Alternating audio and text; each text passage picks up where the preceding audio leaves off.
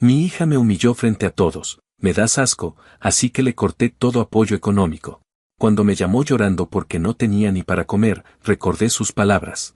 Mi hija siempre tuvo un carácter fuerte, pero con el tiempo se volvió algo más parecido a una superioridad absurda que yo, por pendejo y por amor de padre, nunca quise ver como el problema que realmente era.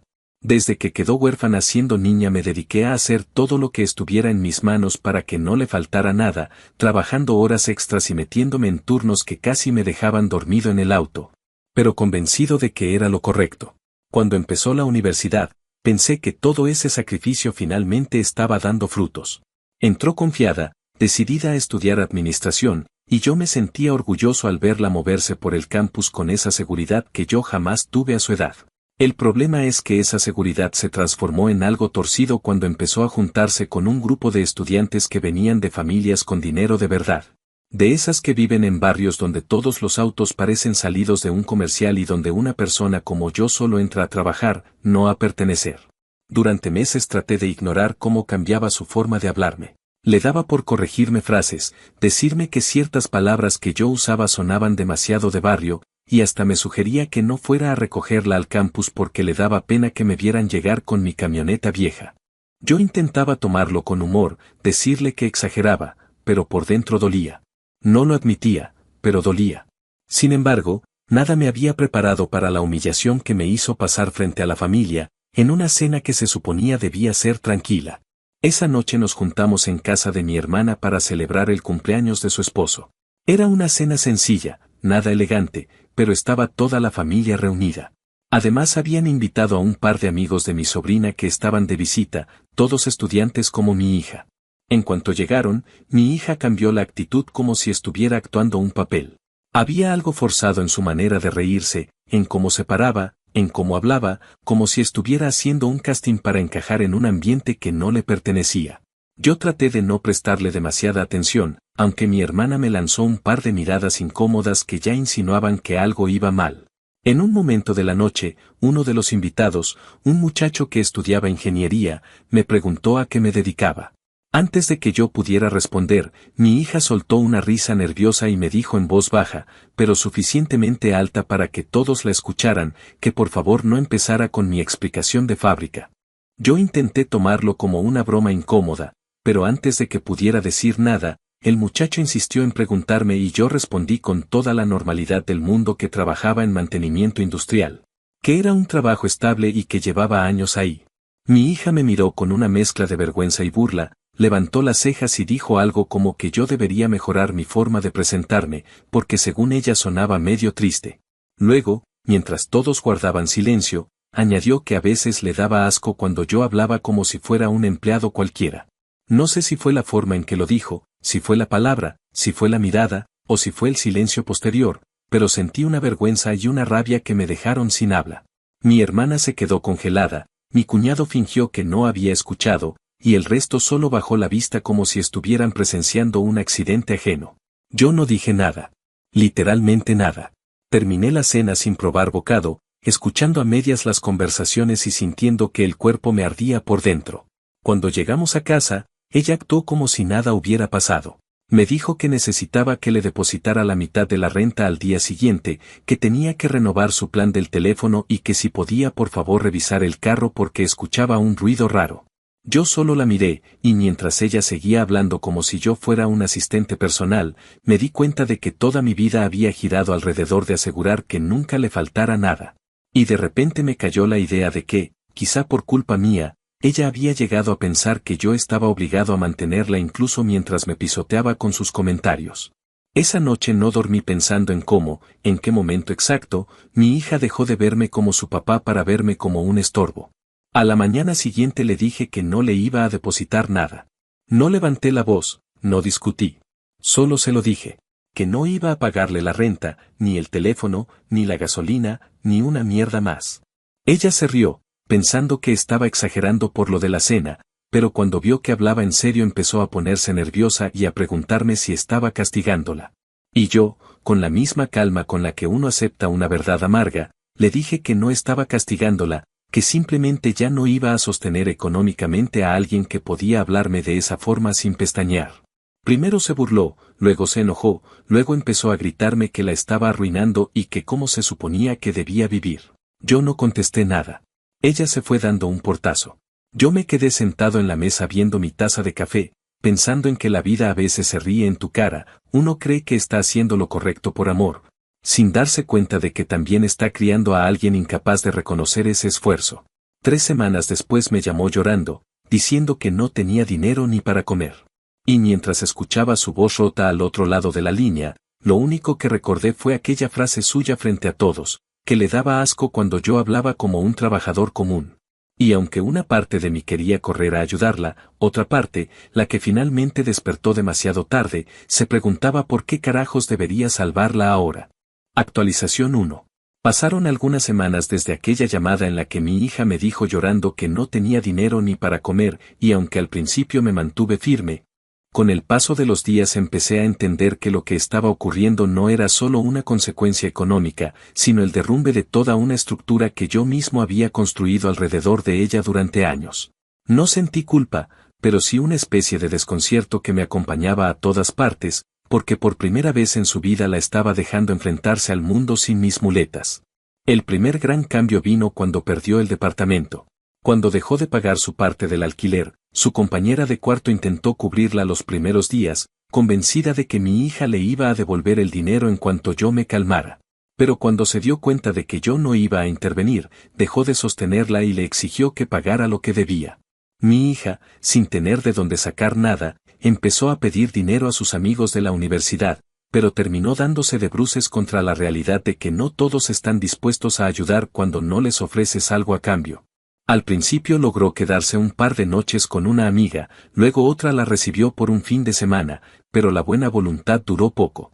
En menos tiempo del que ella esperaba, ya no tenía a nadie que quisiera cargar con alguien que no podía aportar y que, además, tenía una actitud que siempre fue más pesada que la situación misma. Un día recibí una llamada de mi hermana, que fue la primera en enterarse de que mi hija estaba prácticamente viviendo de sofá en sofá, intentando convencer a cualquier conocido de que la dejara dormir aunque fuera en el piso. Mi hermana me dijo que la había encontrado en un centro comercial, con una mochila a medio cerrar y una expresión que ella describió como una mezcla de cansancio, frustración y soberbia en caída libre. Según mi hermana, mi hija le aseguró que todo estaba bajo control, pero también le pidió que por favor la dejara quedarse esa noche. Mi hermana aceptó, aunque me advirtió que su paciencia no era eterna, sobre todo porque mi hija llegó con la misma actitud con la que siempre se había manejado, como si la responsabilidad fuera de los demás y no de ella. Aquella noche mi hermana se dio cuenta de que mi hija había estado comiéndose lo que encontraba, incluso comida que no se le había ofrecido, y que no mostraba ninguna señal de querer colaborar. Fue entonces cuando mi hermana me llamó, claramente afectada, y me dijo que entendía mis motivos, pero que estaba preocupada por cómo la situación estaba escalando. Yo escuché todo sin interrumpirla y aunque sentí un nudo en la garganta, me reafirmé en que no podía volver atrás después de tantos años de cargarla sin pedirle nada.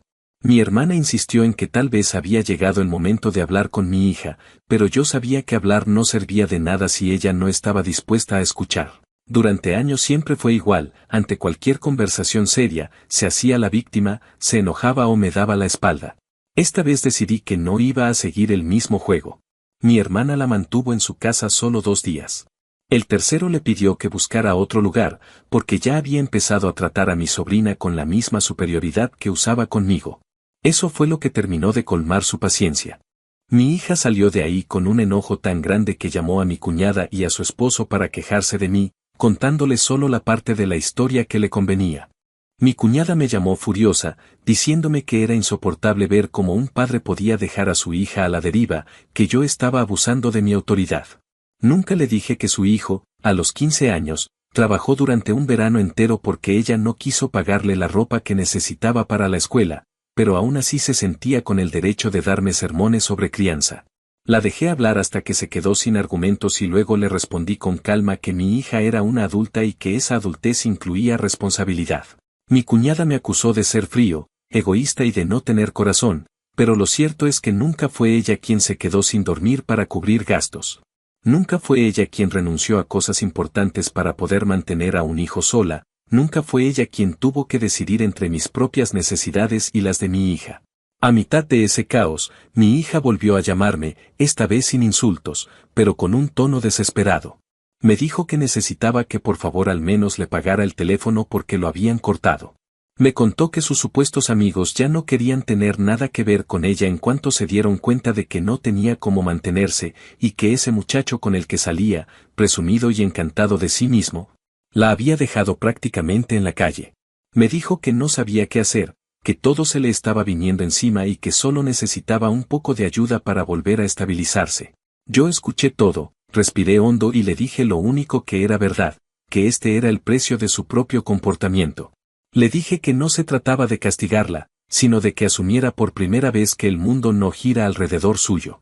Ella se quedó callada varios segundos, como si no procesara lo que yo estaba diciendo, y luego empezó a llorar como cuando era niña, pero ya no con ese llanto que manipulaba, sino con uno que parecía salido del miedo real. Después de aquella llamada pasaron unos días en los que no supe nada de ella. Mi hermana me contó que había escuchado que mi hija estaba durmiendo en la habitación de una conocida que la había recibido por pura compasión, pero que la convivencia era tensa porque mi hija no sabía vivir con límites. Más tarde supe que perdió su trabajo de medio tiempo porque faltó demasiadas veces y no justificó ninguna ausencia, ya que estaba más preocupada por tratar de sostener una imagen que ya no podía mantener que por desempeñar bien su puesto. También supe que su carro fue retirado del estacionamiento por falta de seguro, y eso la dejó dependiendo del transporte público, cosa que siempre había considerado indigna para ella. Poco a poco se fue quedando sin excusas, sin personas que la rescataran, sin ese colchón invisible que yo durante años le puse debajo para que nunca tocara fondo. Y aunque una parte mía sufría, la otra sabía que quizá este era el proceso que necesitaba para entender que el respeto no se exige, se construye, y que la gratitud no aparece en quienes siempre la han tenido fácil, sino en quienes descubren de golpe cuánto vale realmente el apoyo que antes despreciaban. Cuando mi hermana me preguntó si la iba a ayudar, le respondí que no, pero no desde la rabia, sino desde una claridad que nunca había tenido. Mi hija estaba enfrentándose al mundo por primera vez y si yo intervenía ahora, iba a destruir la única oportunidad que tenía de aprender algo de verdad. Aquella humillación en la cena todavía me dolía, pero más que eso me dolía saber que yo mismo había sido el responsable de que ella creyera que podía decirme algo así sin consecuencias.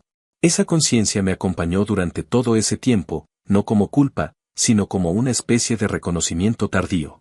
Y aunque algunos me tacharon de cruel, lo que yo sentía era completamente distinto. Por primera vez estaba dejando que ella viviera la vida sin que yo me interpusiera para suavizarle el camino. Y aunque eso la estaba destrozando, también era lo único que podría llegar a salvarla. Actualización 2. Pasó un mes desde la última vez que mi hija me llamó llorando. Y durante ese tiempo la situación dejó de ser un simple tropiezo juvenil para convertirse en una caída prolongada que la obligó a ver partes de su vida que siempre había dado por sentadas. Yo observé todo desde una distancia incómoda, porque aunque no intervenía, tampoco estaba completamente desconectado. Mi hermana, algunos conocidos y hasta personas que yo ni recordaba me llamaban para contarme retazos de lo que iba ocurriendo, como si todos esperaran que en algún momento yo cediera y acudiera a rescatarla. La verdad es que yo mismo, en más de una ocasión, tuve que repetirme que no iba a retroceder, que no iba a caer en ese impulso automático de resolverle la vida cada vez que parecía ahogarse, porque así había creado el problema en primer lugar. A mitad de ese mes recibí la primera señal clara de que la crisis estaba superando su orgullo. Mi hija me mandó un correo largo, escrito a deshoras, en el que mezclaba disculpas torpes con reproches velados. Decía que lamentaba haber hablado de mí como lo hizo, pero luego añadía que yo había exagerado al cortarle todo, como si lo ocurrido no fuera más que un malentendido pasajero. Me pedía que reflexionara sobre lo que ella llamaba un comportamiento impulsivo de mi parte, como si yo no hubiera pasado años acumulando silencios y tolerancias. No respondí, no porque no me importara, sino porque no tenía sentido abordar una conversación en la que ella todavía no entendía la magnitud de lo que había desencadenado. Me limité a archivar el mensaje y seguir con mi rutina.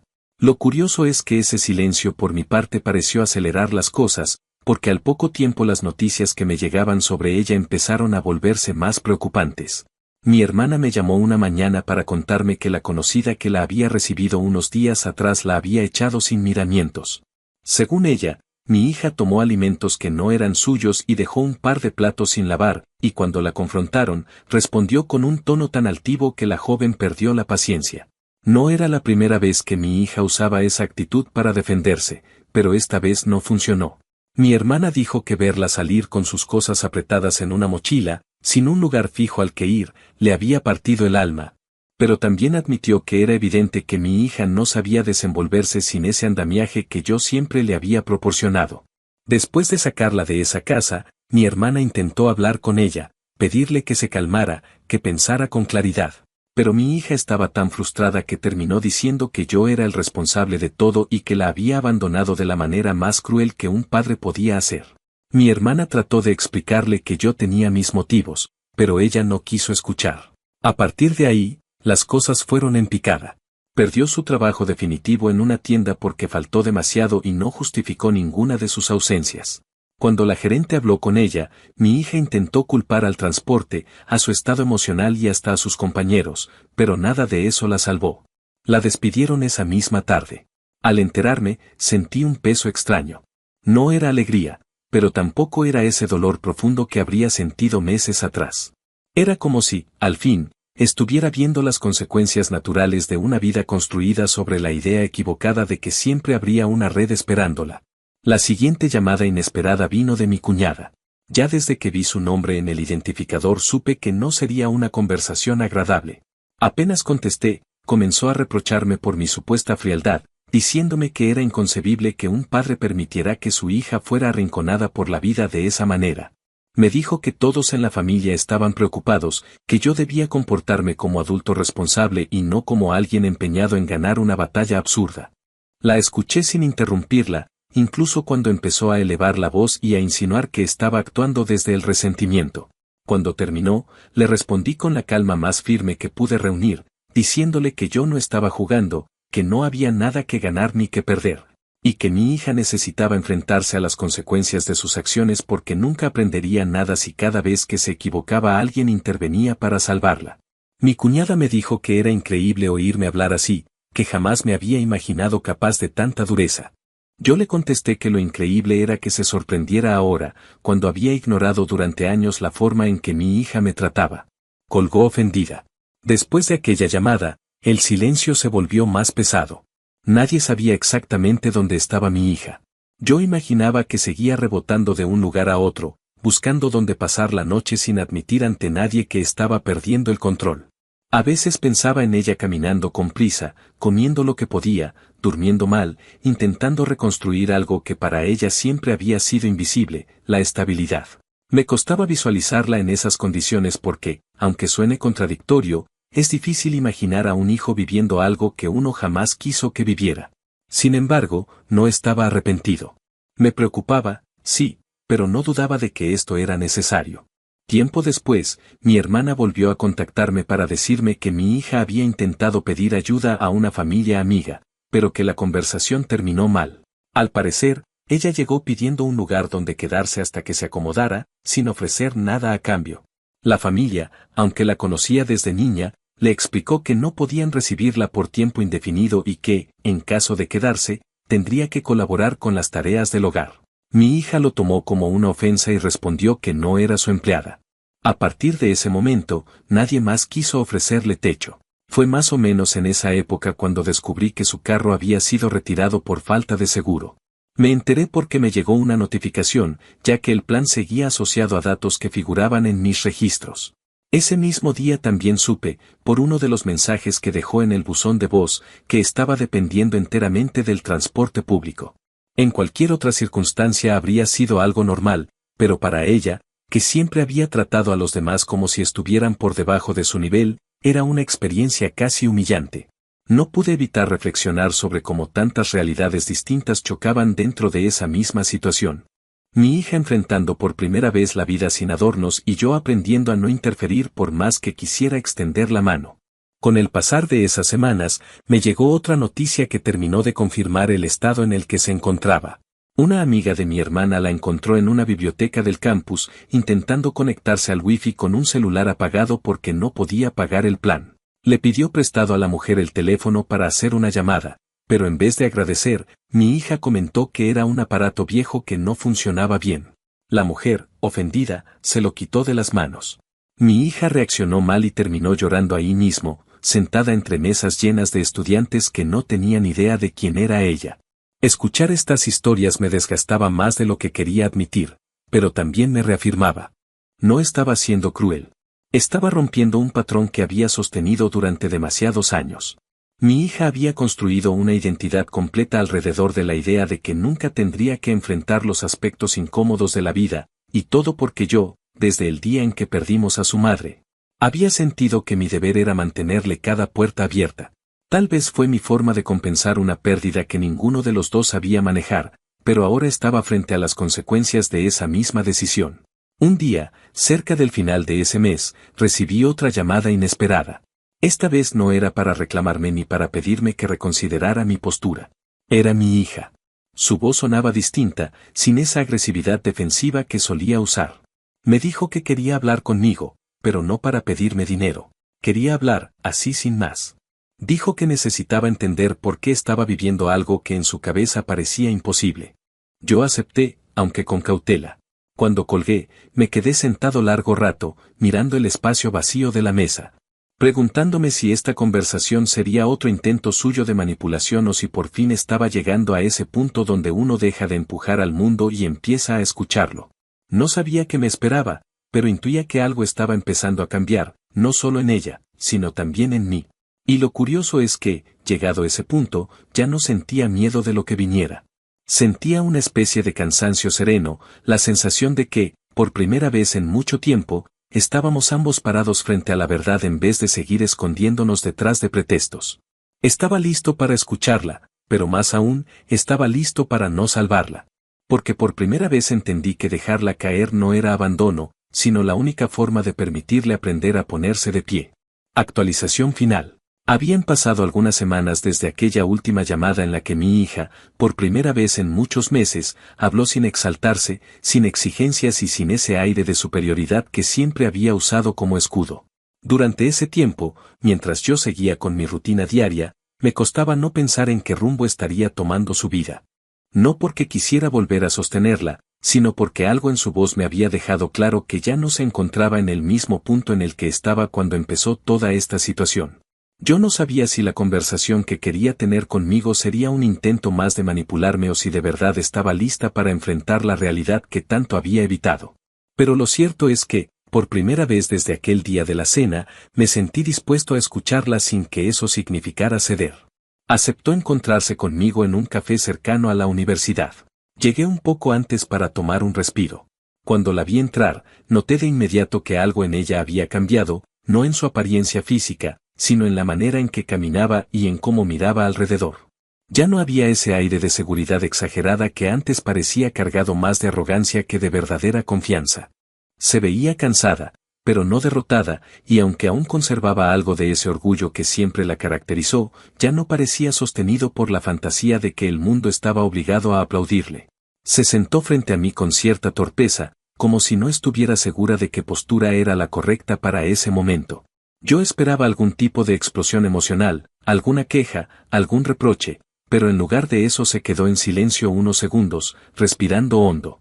Cuando habló, lo hizo con una seriedad que no le conocía. Me contó que, durante las últimas semanas, había enfrentado la realidad de que nadie estaba obligado a sostenerla, que la ayuda que le daban siempre era temporal y condicionada. Y que había tenido que aprender a callarse cuando algo no le gustaba, porque abrir la boca en el tono equivocado significaba perder un techo o un plato de comida. Dijo que le había costado aceptar que su comportamiento no solo había alejado a sus amigos, sino que había dejado claro que ella no sabía vivir sin un respaldo constante, ese respaldo que yo, durante tantos años, le había proporcionado sin cuestionar. No me responsabilizó de su caída, aunque reconoció que yo siempre había sido demasiado permisivo con ella y que, ahora que lo pensaba con claridad, había confundido mis sacrificios con obligaciones. Me dijo que, cuando perdió su trabajo y luego su carro, sintió una especie de vacío que la dejó paralizada. Pero que también fue ese mismo vacío el que la obligó a ver que no tenía herramientas reales para enfrentarse al mundo. Hablaba sin llorar, sin gestos dramáticos, sin actuar para impresionar. Parecía más bien que estaba poniendo en palabras algo que le había costado demasiado aceptar.